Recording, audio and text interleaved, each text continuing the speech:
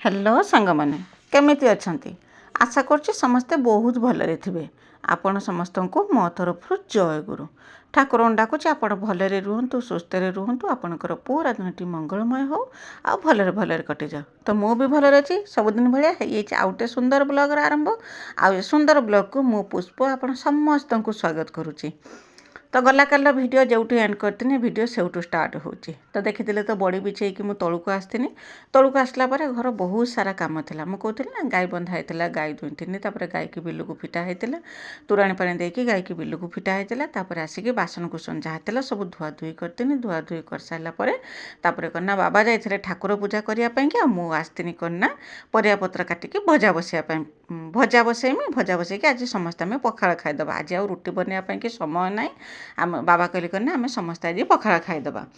तो से कि मुझे परिया काटिया कि बसी थी से समय कन्ना मझिया ननद आसिकी पहुँचले। तो आम जानी ननद दीज आसे बोलिकी मो बड़ ननद मझिया ननद दीज आसे बोलिकी तो आम आगुरी जानी किंतु जो बड़ी बिछाटा आमर लेट है बोलिकी से सबकि लेट लेट होता। तो मझिया ननद आसिकी पहुँचले। तापर मु कन्ना भजा भाजी थी आ भजा भाजिकी ठीक भात बढ़ा बढ़ी करुच्ची पखाड़ बढ़ा बढ़ी करुच्ची खाइबा के से समय कन्ना बड़ ननद भी आसिकी पहुँची थे। आउ दी भौणी आसिकी पहुँची थे कहीं सान ननद आज ऑपरेशन होती से तो आसिकी आम घर पाखे अच्छा। तो से देखा करने कि दी भौणी जाक कथबार्ता होगी आसुँच। तो आग दिन तो आम जानी दीज आसिए बोलिकी। तो मु कहनी बड़ी बिछे साने सांगे सांगे हो किंतु से मैंने आसिकी पहुँचले। तापर करना मु जाइतिनी तो भात बड़ा बड़ी करथुनी। तो बाबा ना बड़ भौणी की भारी भल पाती। तो से उठेकी धीनिक आसला सांगे टिके मजा करतुले एरकम मजा मस्ती भितर। तापर करना बाड़ी थी मु पखाड़ ठीक तो बड़ा बड़ी करथुनी से समय करना माने बड़ नंद आसिकी पहुँचले। तो समस्ते आम पखाड़ खाइबा बसी। तो भजा भाजी थी करना मु बेसी किसी तरकारी कर भूक भी नागी बहुत जोर से भूक नागी माने असह्य भूक। तो आलू बैगन भजा करथिनी आ करना बड़ी भाजिकी चूड़ी देती आचार प्याज नगेकी आम करना पखाड़ खाइले बसिकी। तो पखाड़ खाऊे पखाड़ खाई सारिकी मु जाइकी करना बासन कुसन सब धुआ धुई करिकी ठीक जाऊँगी भात बसाइबा कि जाऊँगी। तो देखला बेलू हठात सरप्राइज आसिकी पहुँची गले करना बड़ भाणीजी माने आम बड़ ननदर बड़ झील आम कहीं जानी सी आसे बोलिकी। तो तांको फोन करके कह होता जे आसापी कि जे आस आस बोलिकी किंतु से कहले करना देखा जो समय सुविधा हम जा किंतु से हठात आसिकी पहुँची गले। तो आसिकी घर पहुँचते आ 10 मिनिट समय अच्छे फोन करके कहले जे मुझे घर पाखे पहुँची बोलिकी।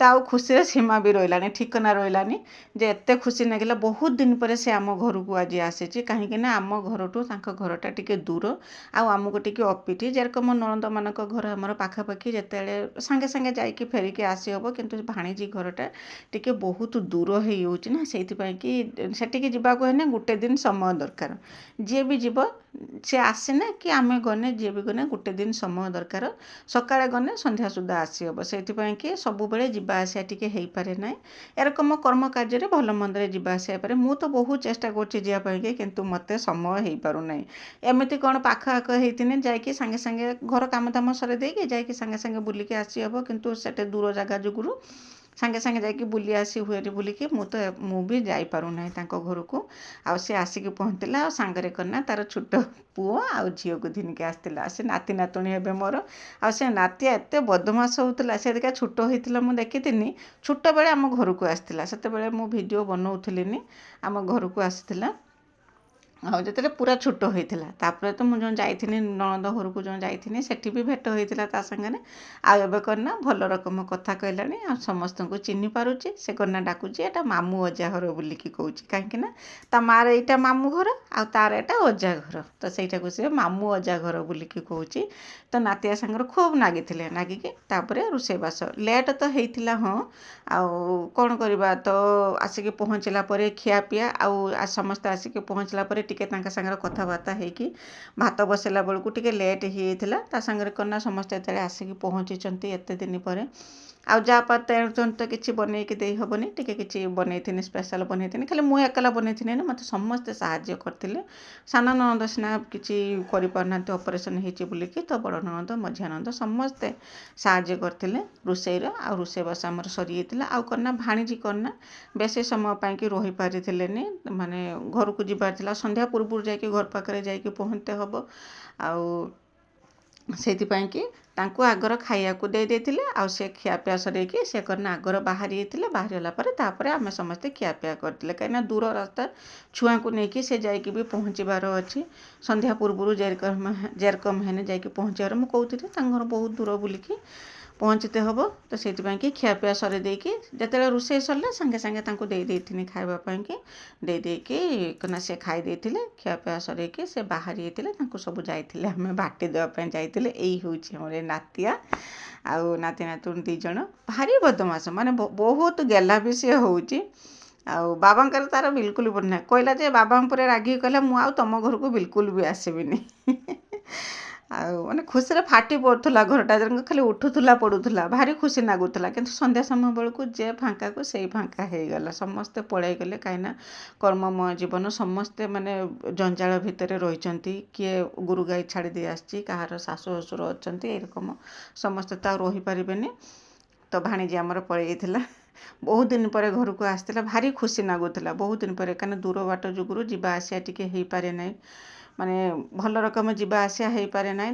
ତ ଆସିକି ପହଞ୍ଚିଲେ କେତେ ଯେ ଖୁସି ଲାଗୁଥିଲା ନ କହିବା କଥା। ତ ଏମିତି ସକାଳ କାମ ଯେଉଁ ଏତେ ଯେଉଁ ଲେଟ୍ ହେଇଥିଲା ରୋଷେଇବାସ, ଏତେ କିଛି ବି ଟିକେ ଜଣାପଡ଼ୁଥିଲାନି। ଏତେ ଖୁସି ଲାଗୁଥିଲା, ଏତେ ଆନନ୍ଦ ଲାଗୁଥିଲା। ଯାହା ହଉ ସେ ତ ଏତେ ମାନେ କାମ ଭିତରେ ସମୟ ବାହାର କରିକି ଆସିକି ଆମ ଘର ପାଖରେ ଯେ ପହଞ୍ଚିଛି, ସେଇଟା ହିଁ ଆମକୁ ଖୁସି ଲାଗୁଥିଲା, ବହୁତ ଖୁସି ଲାଗୁଥିଲା। ଯାହା ହଉ ବହୁତ ଦିନ ପରେ ଭେଟ ହେଇଥିଲା ସମସ୍ତଙ୍କର। ଆଉ ଏଠି ନା ଭଉଣୀଙ୍କର ବି ବହୁତ ଦିନ ପରେ ଭେଟ ହେଇଥିଲା। ମୁଁ ବି ସେଇ ରକମ, ଯେତେବେଳେ ଆମେ ବି ସେଇ ରକମ 3 ଭଉଣୀ, ମୋର ବି ମୋ ଉପରେ 2 ଭଉଣୀ ଅଛନ୍ତି। ଯେତେବେଳେ ବି ମୋର ବି ଭେଟ ହୁଏ ମୋତେ ସେତେବେଳେ ବହୁତ ଖୁସି ଲାଗେ। ତ ସେଇ ରକମ ମୋ ନଣନ୍ଦ ବି 3 ଭଉଣୀ, ଆଉ ସେମାନଙ୍କର ବି ଆସିକି ଯେତେବେଳେ ଭେଟ ହେଲା ସେମାନେ ବି ଭାରି ଖୁସି ହେଉଥିଲେ। ତ ଏଇ ରକମ ଗୋଟେ ଗୋଟେ ମୌକା ମିଳେ, ସମସ୍ତଙ୍କର ଭେଟ ହୁଏ। ନହେଲେ ତ ସମସ୍ତଙ୍କର ଭେଟ ହେବାଟା ମୁସ୍କିଲ ହେଇପଡ଼େ, କାହିଁକିନା କିଏ କେତେବେଳେ ଆସେ ଆଉ କେତେବେଳେ ଚାଲିଯାଏ ଜଣା ବି ପଡ଼େ ନାହିଁ। ତ ଏଇ ରକମ କିଛି ସମୟରେ ଯେତେବେଳେ ଭେଟ ହେଇଯାଏ ନା, ସମସ୍ତଙ୍କୁ ବହୁତ ଖୁସି ଦିଏ ଆଉ ଆନନ୍ଦ ଲାଗେ। ଏଇ ଖୁସିଟା କରନା ବହୁତ ଦିନ ପର୍ଯ୍ୟନ୍ତ ମନରେ ସ୍ମୃତି ହେଇକି ରହିଯାଏ, ଯେ ଯାଇଥିଲେ ଆମ ସମସ୍ତଙ୍କ ସାଙ୍ଗରେ ଭେଟ ହେଇଥିଲେ।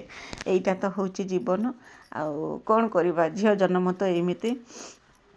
ସମସ୍ତଙ୍କ ସାଙ୍ଗରେ ଭେଟ, ମାନେ ଯେଇଠି ଜନ୍ମ ହେଇକି ବଢ଼ିକି ମାନେ ପୁରା ବାପା ମା ସାଙ୍ଗର ବଢ଼ିକି ଯାଇଥିବ, କିନ୍ତୁ ସେଟାକୁ ପର କରିକି ଅନ୍ୟ ଗୋଟେ ଜାଗାରେ ରହିବାକୁ ପଡ଼ିବ ହିଁ ପଡ଼ିବ। ଏଟା ତ ସଂସାରର ନିୟମ। ସେଇ ରକମ ସମସ୍ତେ ଆସିକି ଭେଟ ହେଇଥିଲେ। ମୋତେ ବି ଭାରି ଖୁସି ଲାଗୁଥିଲା ଯେ ଆସିକି ଏଇ ରକମ ପହଞ୍ଚିନି।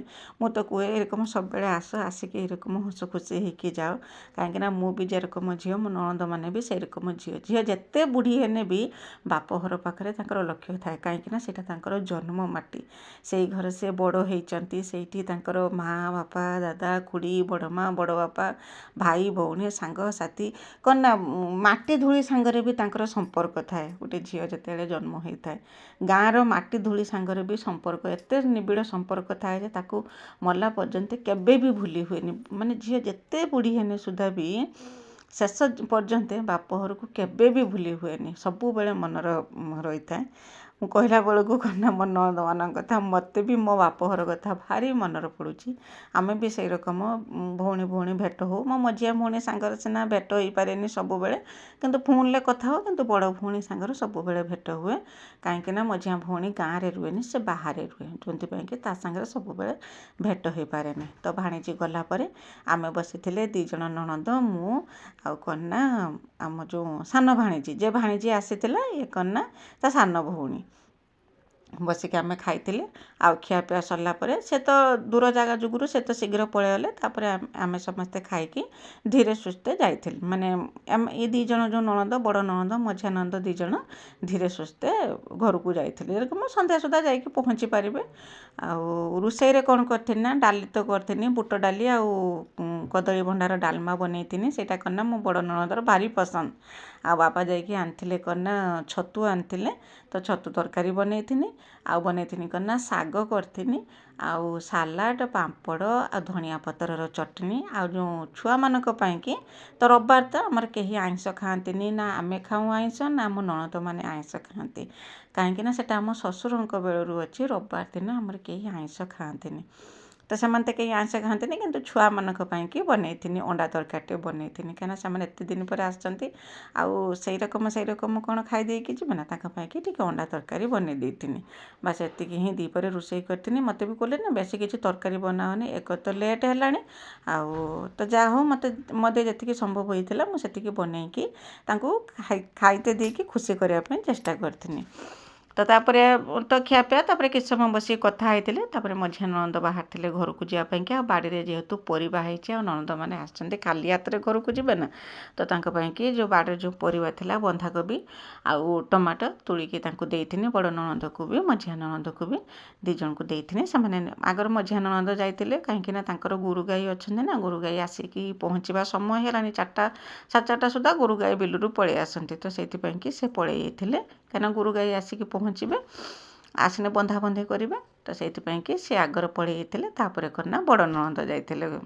ଘରକୁ ଯାଇଥିଲେ ଆଉ ସେ ମାନେ ଗଲା ବେଳକୁ 4:30 5ଟା ପାଖାପାଖି ହେଇଯାଇଥିଲା ତ ସେ ବି ଯାଇଥିଲେ କେହି ରହିଥିଲେନି ଆଉ ସକାଳଠୁ ଯେଉଁ ଗୋଟେ କାଲିଠୁ ମନର ଯେଉଁ ଗୋଟେ ଥିଲା ଉତ୍ସାହ ଥିଲା ହଁ କାଲିକି ବନ୍ଧୁ ଆସିବେ ନଣନ୍ଦମାନେ ଆସିବେ ଯେ ଖୁସି ଥିଲା ଆଗ ଦିନଠୁ ମୋ ବାବାଙ୍କୁ କହୁଥିଲି କ'ଣ ରୋଷେଇ କରିମି କ'ଣ ନାହିଁ ତ ଆସିକି ପହଞ୍ଚିଥିଲେ ଯେତିକି ଖୁସି ଲାଗିଥିଲା ଆଉ ପୁରା ଘର ପୁରା ଖାଲି କରିଦେଇକି ପଳେଇଲେ ଯେହେତୁ ସମସ୍ତେ ଆସୁଛନ୍ତି ଖାଲି ଘର ଖାଲି କରିଦେଇକି ପଳେଇ ଯାଉଛନ୍ତି ଆଉ ସେମାନେ ସମସ୍ତେ ଗଲା ପରେ ମୋର ସେରକମ ଯେ ଚିରାଚରିତ କାମ ଘରଦ୍ୱାର ଖରକା ଫୁରକା ବାସନ କୁସନ ଧୁଆଧୁଇ ସବୁ କରିଥିନି କରିସାରିକି ଯେଉଁ ବଡ଼ି ଯେ ବିଛେଇଥିନି ଯେଉଁ ସକାଳେ ସେ ବଡ଼ିକି ଆସିଥିନି ଘରକୁ ନେଇକି ରଖିଦେମି କାହିଁକିନା ରାତିରେ କାକର ପଡ଼ିଯିବ ନା ଘରକୁ ନେଇକି ରଖିଦେମି ତ ସକାଳେ ଦେଖଉଥିନି ଯେ କୁହୁଡ଼ି ହେଇଥିଲା ଏସବୁ ବିଲକୁଲ ବି କିଛି ଦେଖା ହେଉଥିଲାନି ଆଉ ଦେଖନ୍ତୁ ଏଇଟା ହେଉଛି ବେଳଉଳି ସନ୍ଧ୍ୟା ବାଜି ଆସିବା ସମୟ ସେଇ ସମୟରେ କନା କେରକମ ହେଉଛି ପୁରା ପରିଷ୍କାର ଦେଖା ହେଉଛି ତ ଏମିତି ଆଜି ଦିନଟି କଟିଥିଲା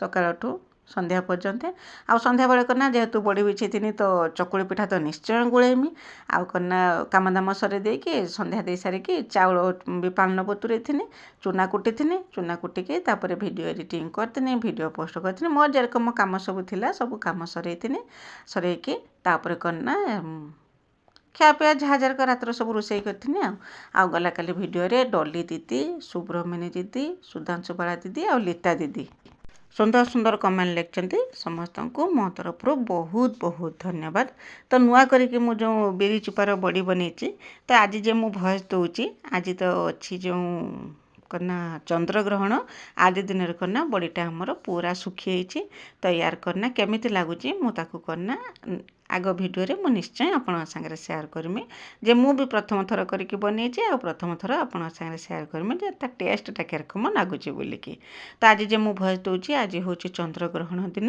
ଆଉ ଯେ ଗଲା ଯେ ସେଟା ରବିବାର ଦିନର ଭିଡ଼ିଓ ତ ଏଇଟା ହେଉଛି ସୋମବାର ଦିନ ସକାଳ ବେଳାର ଭିଡ଼ିଓ ବାବା ଉଠିକି ପୂଜା କରୁଛନ୍ତି ପୁରା ସକାଳେ ସକାଳେ ପୂଜା କରୁଛନ୍ତି କ୍ୟାଲେଣ୍ଡର ପରୀକ୍ଷା ଏଇଟା ହେଉଛି ତାର ଲାଷ୍ଟ ପରୀକ୍ଷା ତ ଲାଷ୍ଟ ପରୀକ୍ଷା ଦିନ ବାବା ଆଜି କଳସ ବସାଉଛନ୍ତି ତା ପାଇଁକି ଠାକୁର ପୂଜା କରୁଛନ୍ତି ଆଉ କାମ ସରି ସାରିକି ତାକୁ ନେଇକି ଯିବେ ପରୀକ୍ଷା ଦେବା ପାଇଁକି ତ ସେପଟରେ ମୁଁ କରିନା ତାଙ୍କ ପାଇଁକି ଖାଇବା ପିଇବାର ବ୍ୟବସ୍ଥା କରୁଛି କାହିଁକିନା ଆଜି ଯେଉଁ ଲାଷ୍ଟ ପରୀକ୍ଷା ଅଛି ନା ଆଜି ଟିକେ ବେଶୀ ସମୟ ପରୀକ୍ଷା ଅଧିକା 15 ମିନିଟ୍ ପରୀକ୍ଷା ହେବ ତ ସେଇଥିପାଇଁକି ଖାଇ ପିଇକି ପରୀକ୍ଷା ଦେବା ପାଇଁକି ବାହାରିବେ ତ ଏଇରକମ ଏ ଭିଡ଼ିଓରେ କରିନା ରବିବାର ଦିନ ଆଉ ସୋମବାର ଦିନ ଭିଡ଼ିଓ ମିଶେଇକି ମୁଁ କରିଛି କେମିତି ଲାଗୁଛି ମୋତେ କମେଣ୍ଟ କରିକି ଜଣେଇବେ ତ ସେପଟରେ ବାବାଙ୍କର ପୂଜା ପଟର କାମ ସବୁ ସରିଲା ବେଳକୁ ଏପଟର ମୁଁ କରିନା ଚକୁଳି ପିଠା ଯେ ଗୁଳେଇଥିନି ଯେଉଁ କହୁଥିନି ତ ଯେଉଁଦିନ ମୁଁ ବଡ଼ି ପକାଏ ସେଇଦିନ କରିନା ବିରି ରଖିଥାଏ ବିରି ରଖିକି ଚକୁଳି ପିଠାଟେ କରେ ଏଇଟା କରିନା ମୋ ଶାଶୁ ମୋତେ କହିଛନ୍ତି ତ ଟିକେ ବିରି ରଖିଦେଇକି ଚକୁଳି ପିଠାଟେ ଗୁଳେଇ ଦେବୁ ଖାଇବା ପାଇଁକି ଭଲ ଲାଗିବ ତ ସେଇଥିପାଇଁକି ମୁଁ ଯେତେବେଳେ ବି ମୁଁ